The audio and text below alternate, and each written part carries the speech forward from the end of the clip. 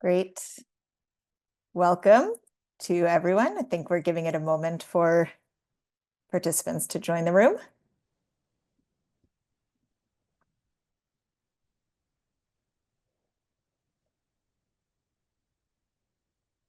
See our number creeping up. Just give it one more moment.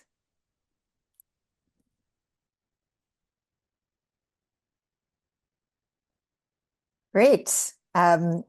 Let me welcome everyone with pleasure to this All Ivy Career Panel, specifically on sustainable finance, unlocking finance in emerging markets, a topic that is very dear to me. My name is Lisa Sachs. I am the director of Columbia Center on Sustainable Investment and on the faculty at the Climate School, directing the new Master's in Climate Finance, which is launching this fall, in which this question about how do we mobilize finance for climate action is core to the curriculum.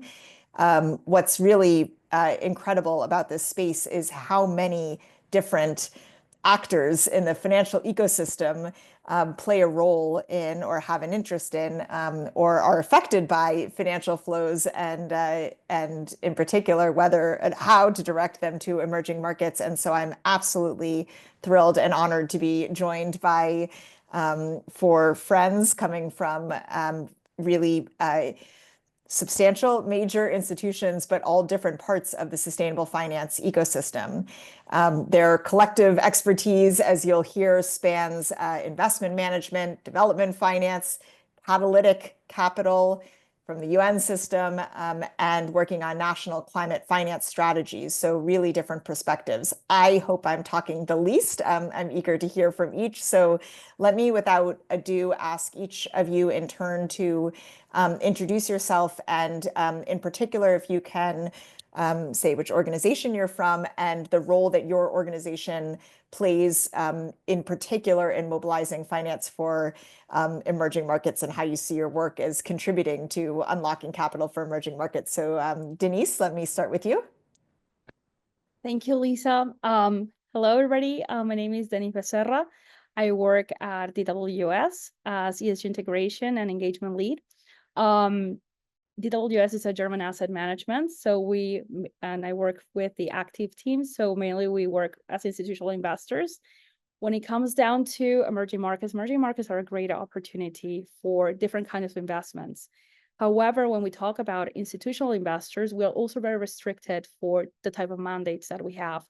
And the high risks that we may have in emerging markets is one of the biggest barriers that we have towards investing in them. However, we do some investments in terms of sovereign bonds, for example. I'm happy to talk about that. And that's a vehicle that a lot of countries use to finance part of their infrastructure investments, etc. But yeah, no, very happy to be here, Lisa, and keep talking about how we are moving climate finance from the institutional side. Great. Thank you so much. You've previewed what I hope to get to next, which are really some of the particular challenges and the barriers that emerging markets face or that institutional investors face in mobilizing capital, and then what solutions we have. So you've given us a preview of both of those. So thanks so much. Johan, can I ask you to introduce yourself next? Yeah, thank you, Lisa, and thank you, Climate and Columbia, for putting this together, and the fellow panelists. Johan Lopez here. I wear two different hats, so I'm going to be trying to marry the two visions on this. On one side, I'm the part of the Amazon Finance Network Coordination Team. It's an initiative, a joint initiative from the IDB Invest and the IFC. It's a 50 plus organizations that we're working with to map out and decide and define next steps on investment in the Amazon countries. And then on the other side, wearing my other hat, I'm the financial sector lead for the CBD, which is the conventional biological diversity. I'm currently in Rome, actually, on the negotiations happening today. So excited to also see where we move forward on this. Amazing. Thank you very much. Abhishek, can you give us a view from the UN? Sure. Thank you, Lisa. I'm Abhishek Dhawan. I'm at UN Capital Development Fund, which is a UN organization focused primarily on least developed countries and SIDS and landlocked developing countries. UNCDF has a unique mandate within the system to provide loans and guarantees. Apart from IFAD, we are the only other organization in the UN that can provide loans and guarantees to the private sector and to the public sector within the UN. And we have been trying to do blended finance in emerging markets, and focused on climate, of course, is one of our key thematic areas. Pleasure to. Great. Thank you so much. And Guli, please. Yeah, so Guli Sabahi, I'm a senior advisor on climate finance at NDC Partnership. For those of you who may not be familiar, NDC Partnership is a global initiative. It's a coalition that was created right after the Paris Agreement was signed to help developing countries access technical support and financial support from developed countries to enhance and implement their NDCs, which are national climate plans. As you know, many countries this year have to submit their updated NDCs with highest ambition possible to both decarbonize as well as make their economies more climate resilient. And we are currently working in 90 plus developing countries, and I lead our private sector engagement work currently, as well as kind of a strategic efforts on finance work in general. And by background, I'm a former investments lawyer and corporate executive from the private sector. Amazing. A pretty incredible diversity of perspectives. I buried the lead at the outset, which is the reason that we're talking about mobilizing finance in emerging markets is because of the profound underinvestment in emerging markets. And there is millions, billions, trillions of dollars of investment gap in emerging markets for all aspects of climate action, from mitigation, energy infrastructure, adaptation, and biodiversity, as Johan can speak about. And despite many years of commitments and efforts to close that gap, the gap persists and in some respects is growing. And so I'm wondering if we can go back around and from your vantage point, from the perspective of an institutional investor, from the perspective of the UN Capital Development Fund, from the perspective of the countries that are trying to finance their NDCs, what do you see as the greatest challenges or the greatest barriers to mobilizing finance in emerging markets? Let's go in the same order. So Denise, if you can kick us off. Yes, sure. So, I mean, whenever we talk about emerging markets, one of the biggest challenges, apart from the political stability of the country, the currency risk, which are typical risks that, you can say, well, you can still invest a little bit. You do invest in sovereign bonds anyway, is the scale of the investment. So usually as institutional investors, they will look for investments above $100 million. And that are also opportunities that in the long term, you'll have like a very feasible return. For example, if you want to invest in infrastructure, you need to make sure that infrastructure is going to be built. And that is a very high risk, especially considering a lot of political risk around several of, emerging markets. Also in terms of like the length of the projects, this can take between 5 to 10 years to get all the permits and everything for building infrastructure. So these are considered very high risk investments that usually require blend finance, which is something that our other peers in this panel do. So we face like scale, capacity. There's also lack of familiarity in terms of, which are the right partners that are managing these projects, and this can become actually asset classes where institutional investors can invest. As I mentioned at the beginning, we depend on the mandates that our asset owners give us. And they determine also the risk appetite that they have, the kind of investments that they're looking for. They usually look for like A, AAA or B. I mean, they will give you parameters regarding this. And usually emerging markets will fall in the lower end of these parameters, or don't even make it to the parameters that they are giving us. So this is one of the big barriers that we currently have. regarding typical institutional investment mandates. However, and this is the part where I want to bring some glimpse of hope. There are some institutional investors who are putting together funds with governments. So governments are funding, and they want specifically this money to go towards specific projects related to, for example, renewables. BlackRock has a very interesting fund around this called the Climate Partnership Finance. And they look for investing in specifically emerging markets for solar and wind energy. That's what they were focused on until last year. And they look for partnerships, and they do basically equity investments in these areas, and they help to kick off these projects. And it's because, again, the mandate of this fund, which is actually funded by governments, has as a target this impact. And they use IFC performance standards to ensure that the investments that they are making are actually going to, not only be able to yield the impact that they're hoping to, but are also done under the highest standards of sustainability. So we have, as institutional investors, we have the pension funds, which is what I just described. They have very strict rules.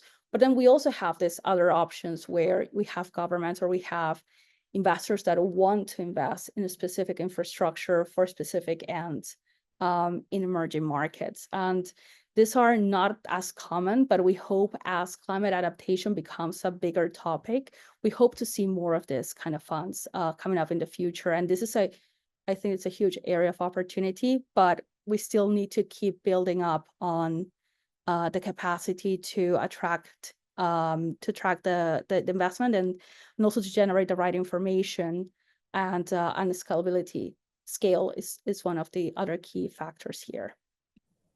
Great, thank you so much. I just want to underscore one point that you made, Denise, which is that not a single low-income country currently has a credit-worthy rating from the credit agencies. We don't have representation from the credit agencies on this panel, another critical actor in the financial ecosystem, but not a single low-income country is deemed to be creditworthy, and only 2, I believe, of the lower middle income countries are deemed to be creditworthy. The ones that are the largest population, I believe it's Philippines and Indonesia, unless that's been updated. So that is really a profound barrier. Thank you so much.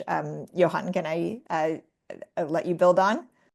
Yeah, happy to do so. I think that we'll try to also bring a little bit of the perspective of nature and biodiversity as well. And I think that the lessons learned that we have from climate can be a very good baseline for us to build on top of this. And we're looking at the challenges. The challenges are pretty much the same, which is like matching projects with the financing. And this is something that we constantly see when we go to the project, and like to build on Denise's point of scalability, and also see how can we talk to investors and how can we talk to FIs when we move forward with this. And one of the challenges that we have is that we have these great ideas, but then the ticket is not as big as they would like them to be, so we cannot move forward. But then also on the other side is how can we continue de-risking these kind of investments, and as we continue looking into, for example, nature loss possess a 44 trillion risk for the global economy, and trillion with a T, and this is according to the World Economic Forum. So the money and the need is there. I think the question is more how we continue de-risking and how we continue marrying the vision of the private sector and the public sector. This is something that sounds might be repetitive and that everybody says, but it's not as easy to dance this song when it plays, right? So I think that one of the things that we try to do at my role is to work together with these institutions to then see, okay, what are the challenges that we have? And this also goes beyond just the financial vision of it, but it's also a matter of like working with local policymakers, working with also the projects, create those capacities at the local level for us to then move forward on that. But happy to be on top on the next steps as well. That's great. Thank you so much. It's a perfect segue to Abhishek and Guli, but I just want to, I love what you said about how all the emphasis, the big question is on how to mobilize the private capital, but it's not so easy. Just thought it worth mentioning or worth noting that in the outcome document from COP29 in this past year, November, the commitment from countries was that they will mobilize with the initial commitment of 300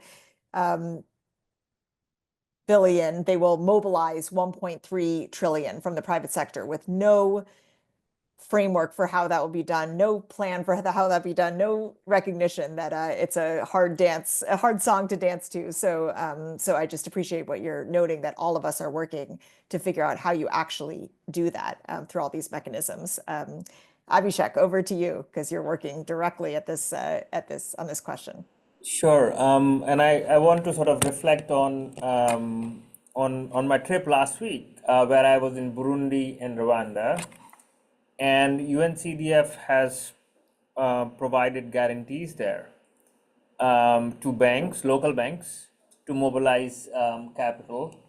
And what we saw was that it's not just UNCDF, even some of the DFIs are providing guarantees as high as 90-95% to the local banks.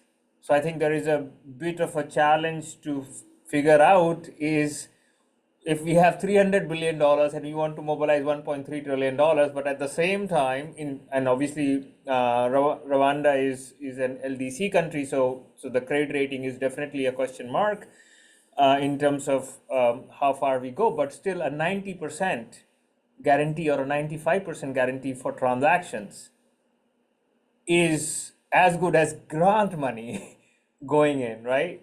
So the mobilization objective of 4x is really, really hard. Now, it is easier in a country like Brazil or India, but still a 4x is something that we need to think about as to how much leverage, how much private sector can come in with investments in emerging markets, in low-income countries, and it will be different in different countries. Having said that, I want to bring a specific point from some of those conversations, is that while the guarantees are 90-95%, the default rates were for that portfolio, when we spoke to the CEO of the bank, was 3 to 5%.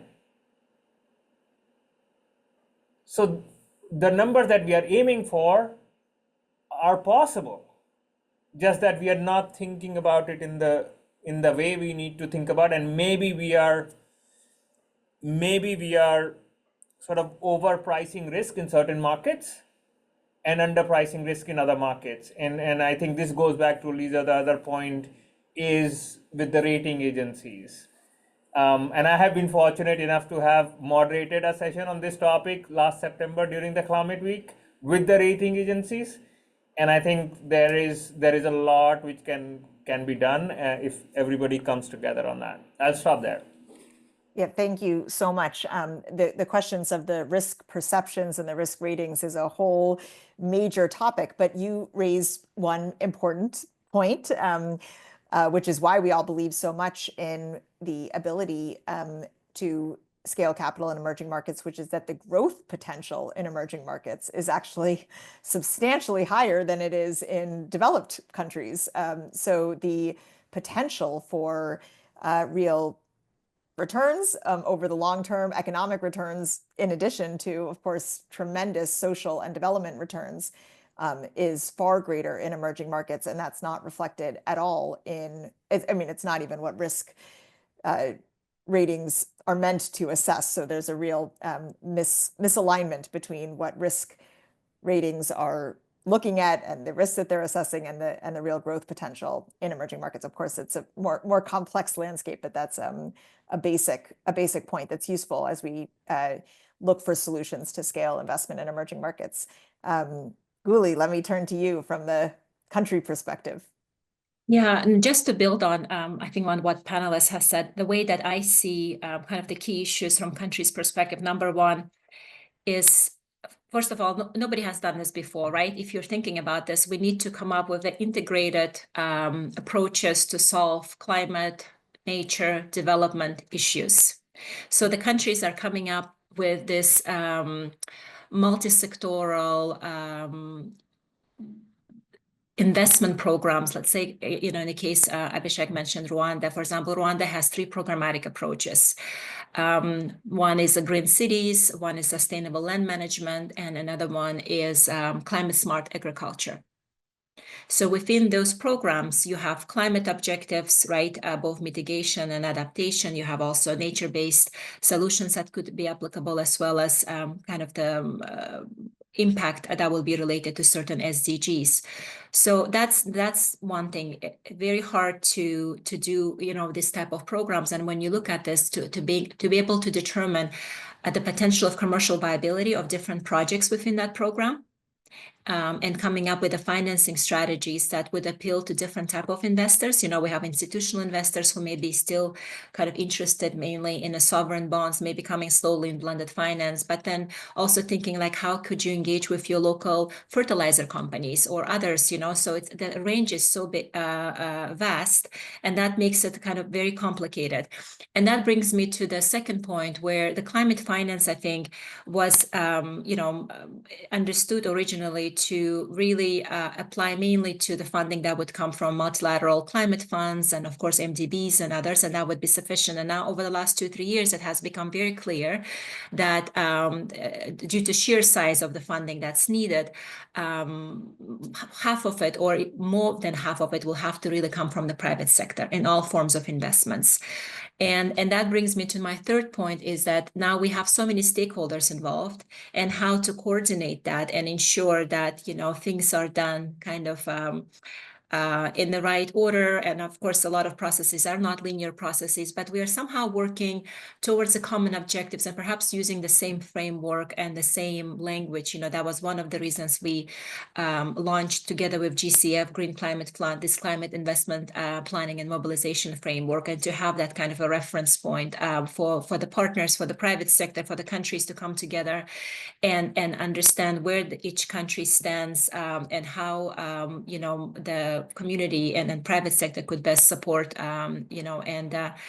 yeah, so I'll stop here. No, it's great. Thank you so much.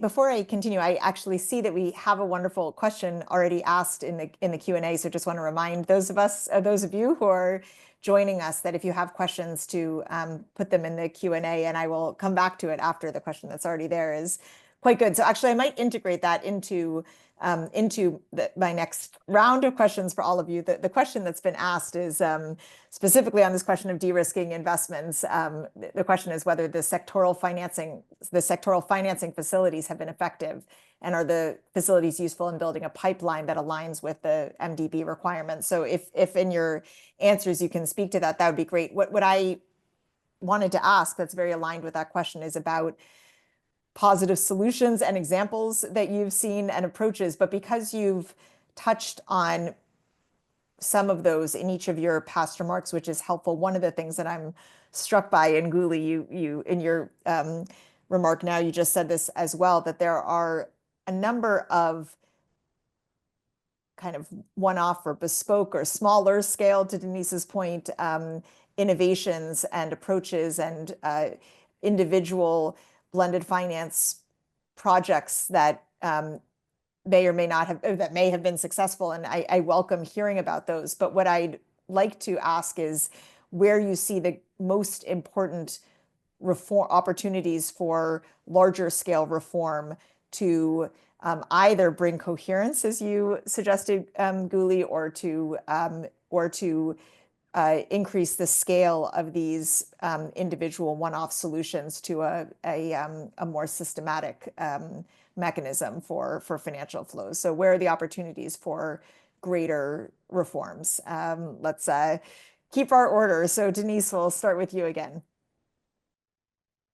So whenever I think about examples of work that I've seen regarding combining these climate objectives, but also combining the company's objective, is during the sustainable supply chains. I don't know if you guys know about this. Apple did a huge investment to ensure green steel, and they did a huge investment on a steel smelter.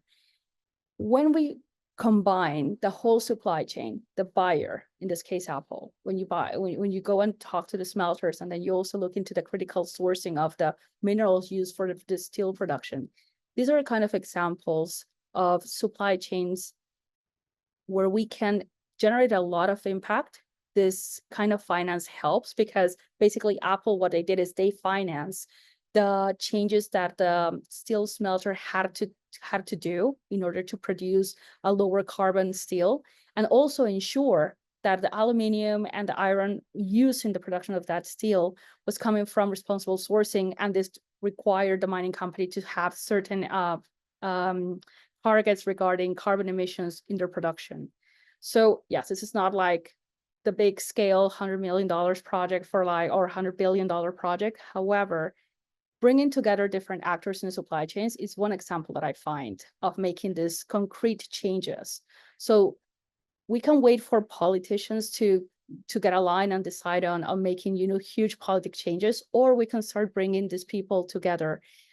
So this is an example, a very concrete example of something that happened. We have spaces like the COPs, we have spaces like the World Economic Forum, where you have all of these private actors. It's about trying to figure out how we can, within the supply chains that already exist, how we can ensure that these commitments can be enhanced and this can bring more impact. Rwanda, for example, has this very interesting project for ensuring a supply chain through blockchain for sourcing of critical minerals in a sustainable way. I mean, I remember reading about that. I don't know how much that has been already developed, but starting to talk about supply chains, I think that this is a great way of ensuring impact. This will also mean that we need to have private sector, but also some public finance.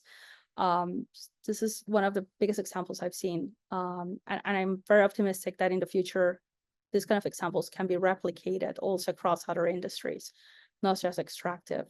But yes, that will be one of my examples. Yeah, that's an excellent example. And in so many sectors where the challenge to adopting new technologies or to investing in decarbonizing the processes is that there's a incremental cost. Your point is exactly right. This example is exactly right of creating market mechanisms. The question is, can we create market mechanisms by enough commitments from the downstream consumers, which are usually these consumer product industries, to pay the premium for decarbonized products, which can really have that effect. And also, this was like an example of sharing the cost, but one of the things that I found through engagement with some companies, just like I wanted to make this point, is they have common critical issues, like, for example, water sourcing. It's very critical for several industries. And the end suppliers can be like a huge coffee company, huge global coffee, I don't want to bring names, but huge global coffee company. They depend on ensuring water supply for coffee breeders in the Amazon. And they're like, I don't know what to do, Denise. Like, I mean, I'm trying to do my best through my CSR projects, but the truth is that we need to have more actors in the area combined so that we can finance this infrastructure. So, I mean, it's about going back to the supply chains. I think that that is going to be key, bringing the actors together that are impacted by those challenges. So it's about maybe making more smaller groups than trying to get like everybody aligned. So this is something that I think that it can be concretely done regarding this and can start moving forward. A wonderful example. Thank you so much. Johan. Yes, and I completely agree with Denise. And I think that this is, I mean, I also like to invite people to think that this is not just a financial discussion. It's about how we rethink of how we value nature and how we value our natural resources and how we partner across different sectors to build those investment models that serve both people and the planet. If you think of the 8 hours of the day that hopefully you do 8 hours and no more than that of work, and think about like your day to day and how much are we dependent on different resources. And as Denise said, I don't want to bring names either, but the bigger companies are depending on these natural resources. So the money is on the game. And I mean, the financial sector is important because we move money and money moves money around the world. And that's how also we actually get ahead of things. But I think that one of the examples, and I wanted to tap back on what Denise says, is that we probably should not only focus on the scale, but also on the quality of the projects. I think that also one of the big parts that we have is that we're trying to do the right thing, but also we have to match that urgency that we need to do. And I think that looking at the different funds and different multilateral organizations is the Green Climate Fund, and having worked with them is very important to see that it takes time. The due diligence process 5 years ago and 10 years and 9 years ago was very much a tedious process to go through, and now I'm very excited to see the pipeline getting approved, because the different approaches that they take, not only when they're coming to funding, but also the readiness program that they have to, for example, prepare those projects to get there. And that touches back on my initial point of the matching projects and the financing. We cannot continue moving forward if we don't have the local capacities. And what works in Mexico will not work in Guatemala, even though that they share very much the similar status, but the economies are different, the scales are different, and the needs are different. And then even if we go outside of Latin America and we go to Ghana, it's a whole different story. And then we go to Asia, it's an even more different story. So I think that it's also a matter of like making sure that we are partnering with the local organizations and the local actors, that we can also ensure that the quality of those projects can move forward, and then we can talk about scaling, and then we can talk about expanding. But I think that I know that the sense of urgency is breathing over our necks, but at the same time, we have to make sure that we are taking the right steps ahead. Great. Thank you so much. By the way, I just have to say how impressed I am with our participants who are listening, because these questions that you're asking in the Q&A are remarkably thoughtful and exactly the right questions to ask. One of them, Johan, speaks a bit to what you were just asking. We can come back to it. Well, actually, let me follow up right now with that question, because it's so on point. But the question is, how do you ensure that the money invested is realized in projects that will result in tangible benefits? The point is that finance is key, but without disciplined governance, it may not be as effective. So it sounds like exactly what you're just speaking. I wonder if you have anything else you would just note on your experience with that, and how you're working on the ground to realize the effectiveness of the financing. Yeah, it's actually, it's a very good question, and I'm glad to have this. I think that one of the things that we constantly hear is we need to engage private sector, and I fully agree. That's part of my day-to-day job on how we continue doing that. But at the same time, if we don't provide the framework to the national level, and if we don't provide the framework to the international level, it's even harder to see that. Like going through negotiations where the contracts sometimes are not quite there. So then how are we going to even engage other actors that probably have not so much skin in the game? So I think that also a big part of the discussion is looking at the work of the national development banks. And for example, BNDES, who has a larger portfolio than the World Bank, is doing amazing things, and they're doing great things at the end of the day. And then that will translate into local development ideas. So I think that will be one side, and the other side, I think, is that we can always build on top of the lessons learned from others as well. I was highlighting that something that might not work in one country will be easily replicable in others, but the lessons learned are there, and also the models are there. And finance is finance, money is money here in China, in Colombia, in Canada. So it's also how we manage that risk. I think that for those who have worked in the financial sector, it's all about risk management, but at the same time, it's about risk appetite and how we then move forward on that.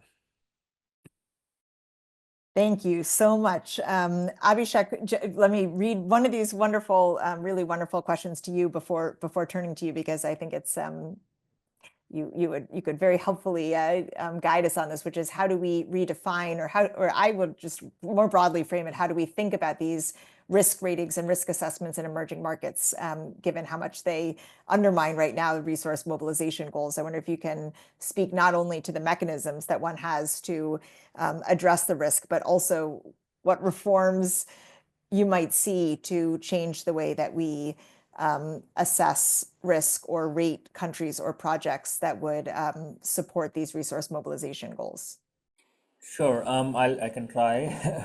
It's a difficult question, not and a politically sensitive question as well. So I'll try to be as diplomatic as I can be. So I think the challenge with risk ratings, and they do affect resource mobilization, because that is what is affecting large institutional investors to go to certain markets. And I think UNCDF, but also other market players, the MDBs and DFIs that have guarantees as a tool, can be used as a way of mitigating that risk to begin with. And I think the way to mitigate it is to review the utilization of those tools, the guarantees.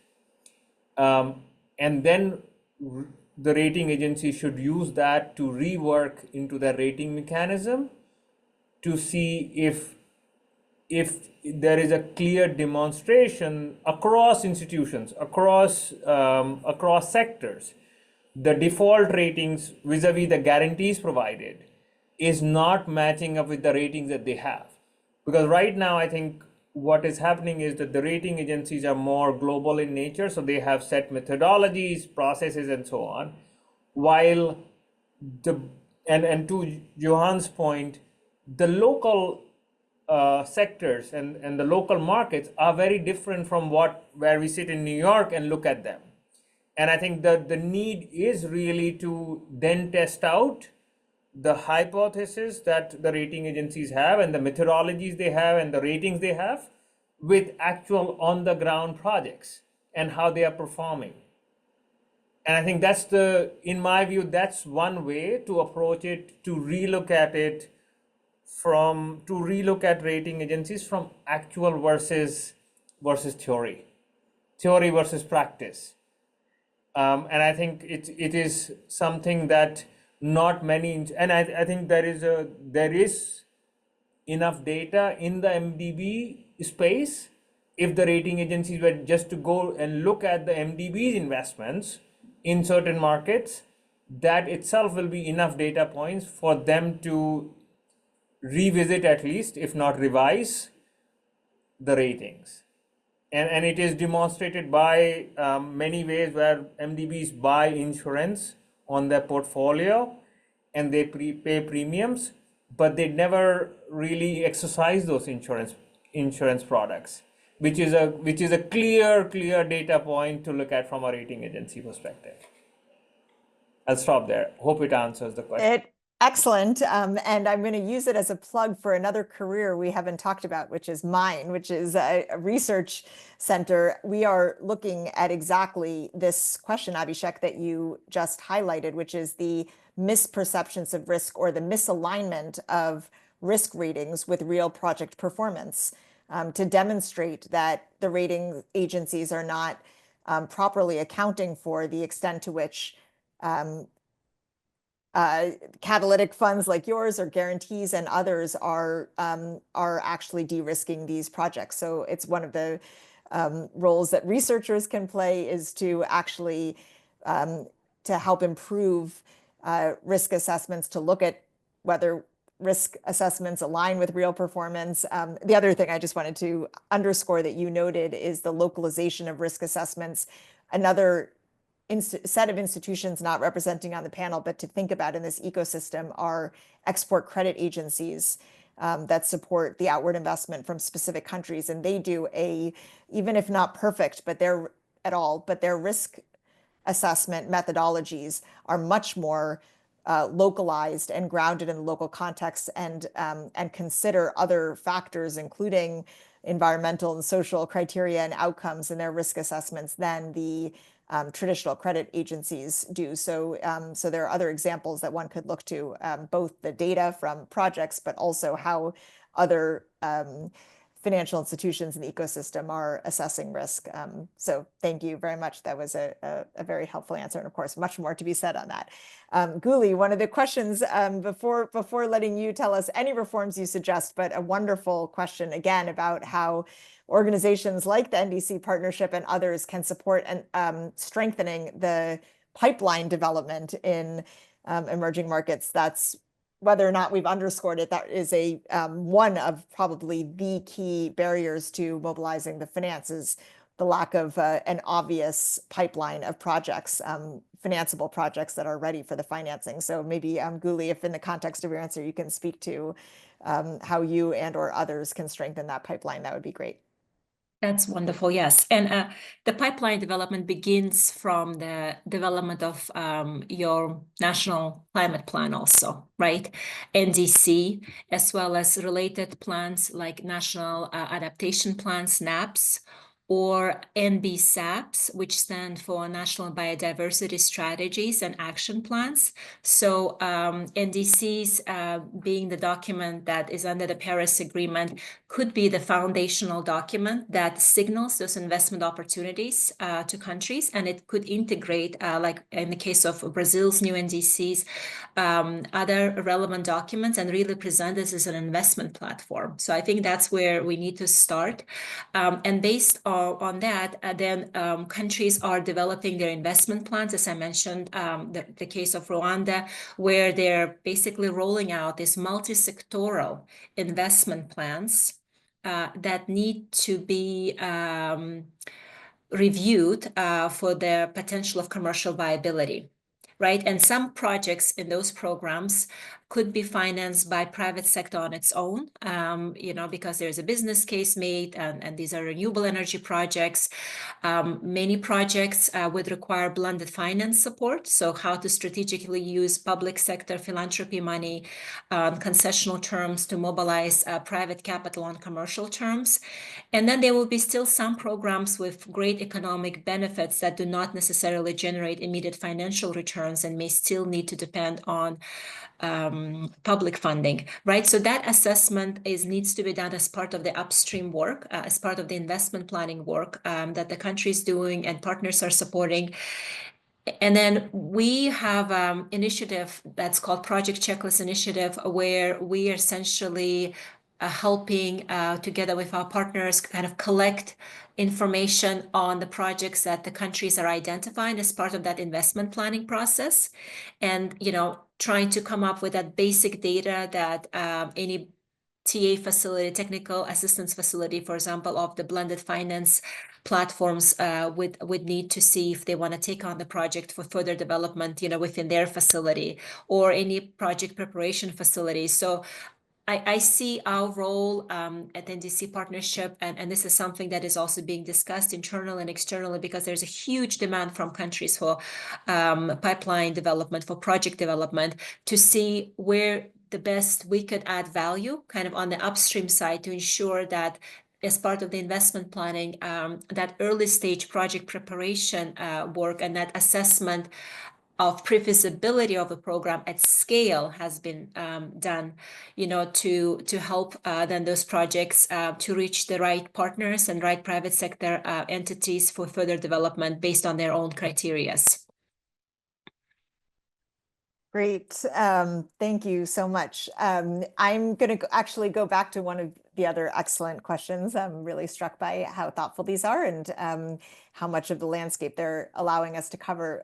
The next question is, in terms of engaging the private sector, what regulatory environments need to exist in terms of policy or legislation to effectively draw private sector engagement into emerging markets? I really appreciate this question, actually, because it often feels to me like the emphasis on financing is really directed toward the financial institutions and pushing financial institutions to, on their own, mobilize the finance and sometimes overlooks the critical role that the regulatory and policy framework can play in really attracting and directing financing flows. So maybe not necessarily going in order, but does anybody want to take that on? It's a great question. Denise, great. Yes. So I actually did one of my research projects while I was at Columbia on something around this, the impact of policy. In this case, I was framing it in the mining sector of Peru. I'm Peruvian, and I focus on the canon, which is basically 50% of the taxes that we collect from mining companies goes directly to local communities. This is the canon. And in theory, this was supposed to help local communities to invest in infrastructure and industries. But 20 years later, that didn't really happen. And one of the reasons why it didn't happen was because of a lot of political manipulation, a lot of, investment in poor infrastructure, poor decision-making process. And one of the conclusions that I reach is, just like we have, and it has been heavily promoted to have central banks that are isolated from politics and are ruled by technicians and a very disciplined monetary policy, we should have a similar approach when it comes down to resources, for example, coming from extractive industries that should be allocated into investing in infrastructure or build the foundations for industries that are not necessarily related to mining, but are industries that are more related to renewable energies or other industries that can just help to generate prosperity and development in local communities. So that was one of my conclusions, and I still think, and whenever we talk about investments in local communities or investment in emerging markets, I think that the politicization of the use of these resources still is a fundamental thing to tackle, because a lot of these projects that we're talking about in climate adaptation, climate renewables, these are projects that go into a span of like 10 years, 15 years from the moment that you start talking about them to the moment they're actually built. So it goes through several potential, changes in government, and that includes changes in government policy. How do you galvanize these investments or these projects or whatever funding the country receives from all this back and forth in politics? And I think that is something to be tackled. I mean, at the time, I proposed something more like a kind of a sovereign fund that will, in a disciplined way, will use the fundings from, in this case, the local tax, this local tax. But I think that is something that in some cases it has existed. I know about a fund like this in Colombia, but being able to galvanize these investments from political risk is one of the key issues that we need to tackle for emerging markets. And I think that once we have that formulate, that also can help to de-risk some of these investments. I don't know what our my colleagues think in the panel, but this is something that this is one of the conclusions I reached from research, but maybe you guys have better life experience around this. I would love to hear your thoughts on that. And happy to build on top of that. And I think that if we go back to where we started working on this space, it's like, I think that one of the conclusions that are still drawn is that a stable and transparent policy frameworks. I think that if we gave the roadmaps, if we give the instructions of how can we engage private sector and how can private sector feel comfortable of walking into these different investment and deals, I think that that's also how we continue engaging as well. And when we continue to provide clear policies to the financial sector and to the private sector is when we start looking into this and to reconnect again the risking part. I think that if you give somebody an idea that they see the potential of making a good return, they will go into it. It's just a matter of like, how can we provide and ensure that, okay, maybe the first loss of guarantee will be activated, or maybe we can continue to test different technologies. And that's how we can start looking into that. And also reducing bureaucratic processes. PPPs is a great instrument that we can continue working around that. But getting through that in some local regulations in some countries, in my experience, have been, not to say the least, a nightmare sometimes. And then we really look into big infrastructure projects because there's still that the lack of appetite on going into those spaces. Maybe I could jump in a little bit on that point. I think one approach would be to work with local institutions, because local institutions have local shareholding sometimes, and sometimes government shareholding. So I think if we are going into markets which are new for institutional investors, they can go alongside local institutions and investors. And I think that's where some of the MDB guarantees can play a role when it comes to, and we know that MIGA has guarantees which are around political risk and some of those risks that are not covered by other institutions. I think those are mechanisms that can be done. But I think the bigger challenge is, in my opinion, especially in low income countries, is the lack of pipeline at scale. And I think that's a bigger issue than the financing. I think if we have projects and pipeline of transactions where MDBs feel comfortable going, I think then the challenge of financing will get resolved because MDBs have tools that can be used by institutional investors as well as local investors. Great. There are so many other excellent questions here, but let me maybe ask two that are a bit different, but then again, invite anyone who has thoughts before I ask a final question that is really thinking about reflecting on career paths and how our participants should think about the career paths. But two other questions that really jump out at me. One is, and Johan, I wonder if this is particularly for you, what are key ways to engage private sector investment in projects with no clear financial returns, like nature-based solutions, or I would add to that biodiversity projects or others, besides all the known and demonstrated co-benefits? So I wonder if you have any thoughts on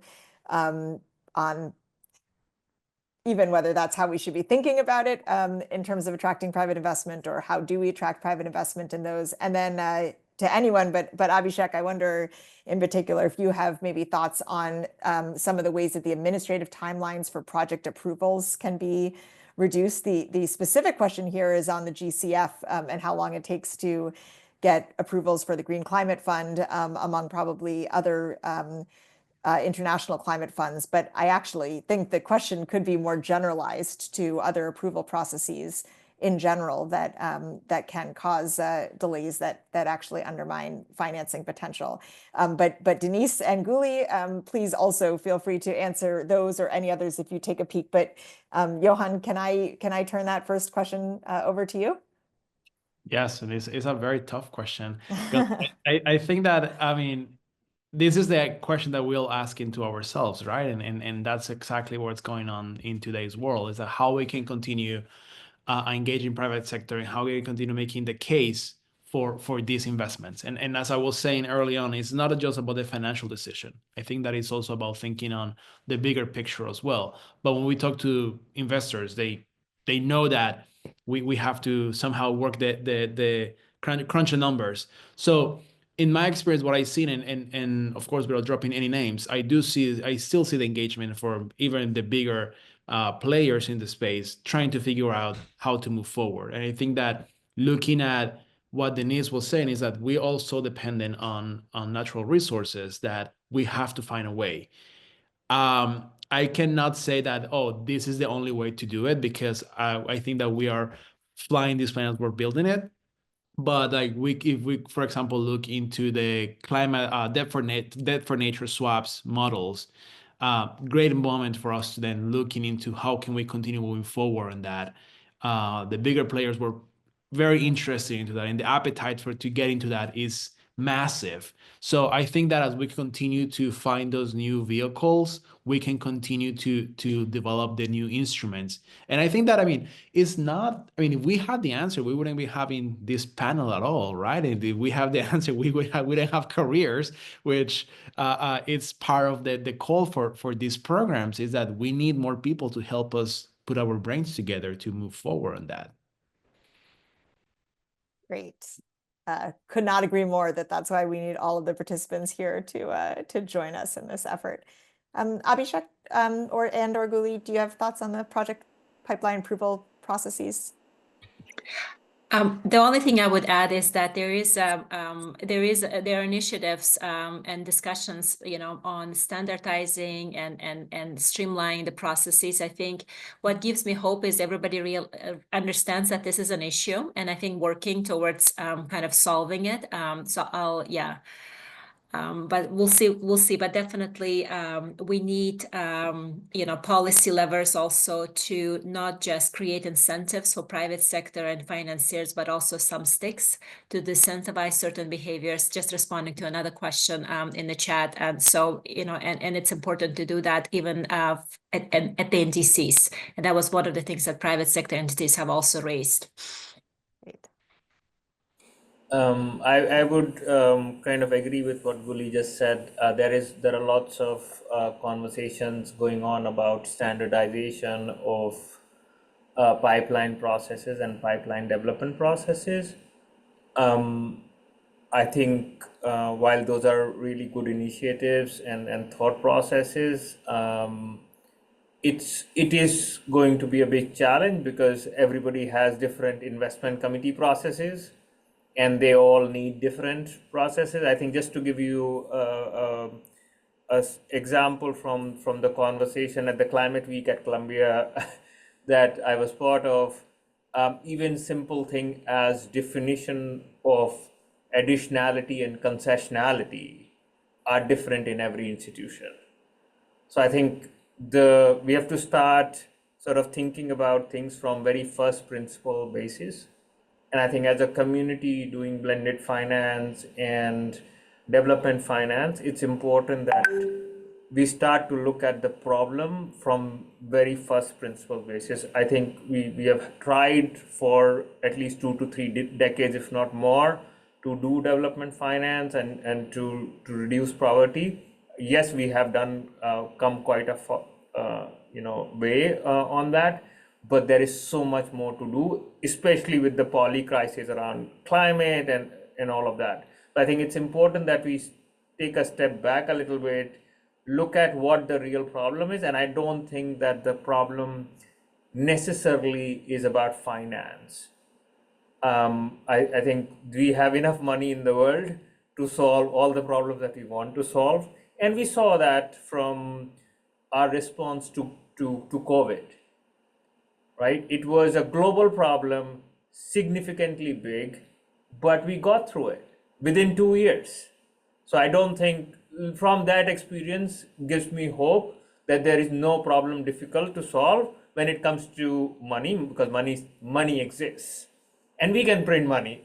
we did that and we were able to get through all of that despite inflation and all of the things which came with that financing. But those are short-lived, and we got through it. But we have enough tools to manage those challenges which come with financing or with printing of money per se.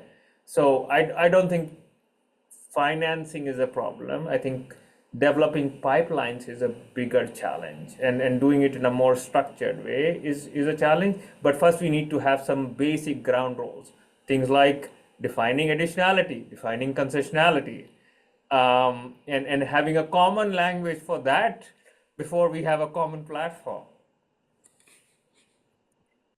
Great, thank you. I'm very impressed and gratified by the questions, by the discussion. So grateful to the panelists. Pretty incredible how many the scope of topics that we've discussed and left on a bit of an inspirational and positive note, I think, and not one of desperation. This is, after all, a career panel. So with our last minute, if we can ask each of you what advice you would give to those who are just starting their careers, any particular skills or mindsets that you would suggest, or if you were just starting your career, what do you wish you had known? So maybe one or two sound bites of advice that you would give to our participants. Denise, we'll start with you. Thank you, Lisa. One of the first advice that I'll give to everybody that is in sustainability and that maybe a little bit bumped out because of, everything that's going on right now and everything that's happening, all that ESG backslash and all of that. As somebody that works in that right now here in New York, the one thing you have to remember is that understanding sustainability is a skill that is going to help you in whatever it is that you want to do. If you want to go into the private sector, you want to look into supply chains, you want to make decisions, you want to build strategies. This is a skill that you're developing, and you should continue developing across your time in grad school or undergrad. I'm sure that these are mostly grad school students, right? You should try to use this opportunity during your grad school studies to deep dive into these topics, to really try to understand how all of this connects, so that when you're in whatever sector you want to work in, you're going to be able to connect, to make these connections, and be able to bring in solutions that have this more holistic view. And that is something that is going to be appreciated in the market in the long run. It's going to make you a different professional. That's the first one. And the second one is, I really encourage people to join the private sector, because we need more people that are well-rounded in the private sectors. We need more people in those boardrooms in the future, which are making decisions mostly on investments, on policies, etc. So I know a lot of people like to go to work in multinationals, and that is really amazing. But also I encourage people to join the private sector, because we do need you in finance. We do need you working in big corporations, because you can make a real big difference there, from helping to craft strategies to helping to craft supply chains. Those are the additional, let's say, blocks that is going to help us drive these changes that we're hoping in terms of climate transition, adaptation, and all of that. So anyway, I just want everybody so much to be hopeful. Thank you, Denise. Johan? Yes, I will try to be very brief, but I think that something that we need to keep in mind is that society is at the center of all this discussion. I think that often we forget that we are actually working because of people's needs, and climate change and climate effects and climate risk is a reality for people in Cambodia and in California, as we saw a couple of weeks ago. So I think that, just to build on top of Denise's point, is that stay inspired. It's not gonna be an easy ride. I'll promise that, but you will never get bored, and you will have a really exciting career ahead of you with different challenges. And nobody has done this before. So I think that it's also another exciting part of, we are trying to also put in the building blocks together as we continue to move forward. So I will just say, just remember that you're also human, and you're part of this larger community, and seek inspiration in what you do, because that's part of the bigger discussion as well. Thank you so much. Abhishek? I'll pick off from where Johan left. I think two things to think about is, especially for people who are graduating now and going forward, it is the change comes from each one of us. And what Johan said is very important, that I think if each one of us thought about the planet as part of everything that we do, whether it's about investment decisions or thinking about problems or so on, we wouldn't have been in this problem in the first place had it been done 50 or 100 years ago. So I think going forward, we all should think about impact as inherent part of investment decision, and not as a separate part of financial returns and impact returns. I think we all need to start thinking in that way if we really are interested in driving change. Secondly, there is no straightforward career path. I have started in private sector in IT, banking, climate, AI, and at the UN in the last 20 years. So there is no 5-year plan or a 10-year plan. Things change, but it all works out at the end of the day. So don't be focused about what next and what is the next step or level, but more think about, if I were starting my career, I will think about what problem I want to solve. And that would be the starting point. I'll stop there. Yeah. I love that advice, and I share that with others too, that you can have multiple steps and not to worry too much about the future, because every step is a learning opportunity. So wonderful. And Guli, we'll let you have the last Yes, no, absolutely. I agree with everything that has been said. And just to kind of conclude, I think whether you want to pursue environmental science career, legal career, investment banking, policy, be an economist, I think sustainability will be at the core I think just become really good at what you do, because we need to zoom in, we need expertise, but also I encourage everybody to think broadly, because we do need the generation of system thinkers. We need people who have a multidisciplinary understanding, because we need to solve complex issues. And we need leaders at all levels. So ask the right questions of yourself, ask the right questions of the people around you, and really connect with us. Happy to connect with you all also on LinkedIn. You're a very important part of this community, and it's been just a great pleasure to be here today. Great. Thank you so much. Thank you so much, Denise, Johan, Abhishek, Guli. Wonderful discussion. Thank you to the participants who have joined. Incredible questions. And as Guli said, please do connect with us and stay in touch. And we look forward to working with all of you as your careers unfold. Thanks to the Ivy Career Fair for hosting this panel. And have a wonderful evening, everyone. Thank you. Thank you.